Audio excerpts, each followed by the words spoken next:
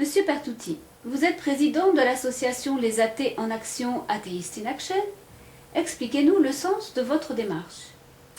Savez-vous que d'après les livres dits saints, vous devez vous taire et être soumise si vous êtes une femme? La Bible, Nouveau Testament, première épître à Timothée, chapitre 2.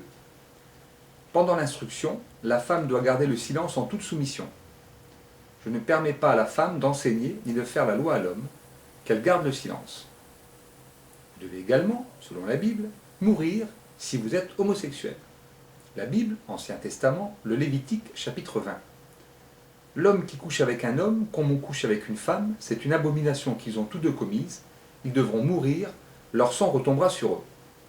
Et pour finir, un appel au crime, stipulé dans le Coran, sourate 9. Quand les mois sacrés seront expirés, tuez les infidèles quelque part que vous les trouviez. Ces propos vous choquent, vous interpellent, nous aussi. C'est pour cela que nous avons décidé de lancer une action juridique à l'encontre de la Bible et du Coran, de leurs éditeurs plus exactement. Vous voulez interdire ces livres? Pas du tout, il ne s'agit pas d'interdire quoi que ce soit, la liberté d'expression est sacrée, entre guillemets. Non, non, nous voulons réglementer leur commercialisation, en faisant apposer, par exemple, un avertissement sur la couverture de ces ouvrages. Un avertissement comme sur les paquets de cigarettes? Oui, dans l'idée, on va dire que cet avertissement pourrait prendre à peu près cette forme.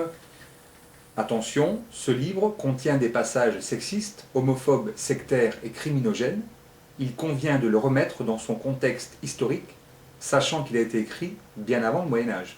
Et vous pensez que cela suffira à lutter contre l'obscurantisme religieux? Ça peut en tout cas y contribuer. Ça servira surtout à créer un débat de société autour d'une question simple. Les idéologies religieuses, les religions tout simplement, sont-elles compatibles avec nos idéaux humanistes de parité, de respect, de tolérance? Ne craignez-vous pas de passer pour un provocateur? Un provocateur? Non. Un provocateur d'idées peut-être. D'ailleurs, nous allons contacter l'ensemble des représentants des cultes en France afin de dialoguer, échanger avec eux autour de ce non-sens idéologique, juridique, politique, démocratique qui consiste à établir des lois afin de lutter contre des choses abjectes telles que l'homophobie, le sexisme, et en même temps sacraliser des livres qui sont remplis de propos visiblement hors la loi. Mais ces livres sont sacrés pour de très nombreuses personnes. Nous pensons au sein de notre association, qui compte des adhérents du monde entier, que ce qui doit être vraiment sacré, c'est la parité, le respect des minorités, la tolérance. Je vais simplement pour finir vous rappeler notre maxime, la justice des êtres humains face aux idéologies obscurantistes.